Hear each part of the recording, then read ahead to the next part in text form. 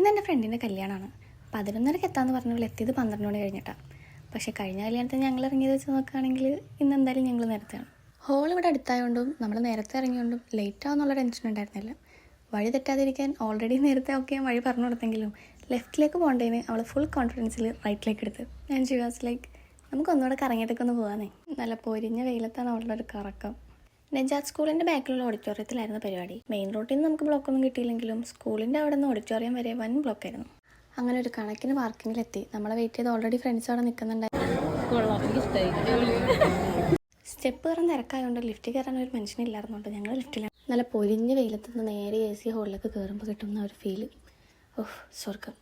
ഞങ്ങൾ ഹോളിലേക്ക് ഉണ്ടായ സമയത്ത് ഈ ഡാൻസ് നടക്കായിരുന്നു. ആൻഡ് ഈ സ്റ്റേജിൻ്റെ ഡെക്കറൊക്കെ നോക്കി നല്ല ഭംഗിയിൽ എനിക്ക് ഭയങ്കര ഇഷ്ടമായി.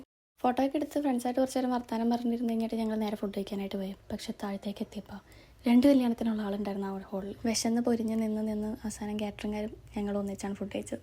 ഫുഡ് കഴിച്ച് ഹോളിൽ നിന്ന് ഇറങ്ങി ഞങ്ങൾ നേരെ പാർക്കിങ്ങിലോട്ട് പോയി. കഴിഞ്ഞ തവണ കല്യാണത്തിന് വന്നപ്പോൾ തൊട്ട് നമ്മൾ നോട്ട് ചെയ്തൊരു സ്പോട്ടാണത്. അങ്ങനെ പാർക്കിങ്ങിലുണ്ടായിരുന്ന ഓൾമോസ്റ്റ് മിക്ക വണ്ടികളും പോയി കഴിഞ്ഞിട്ടാണ് ഞങ്ങൾ അവിടെ നിന്ന് ഇറങ്ങുന്നത്.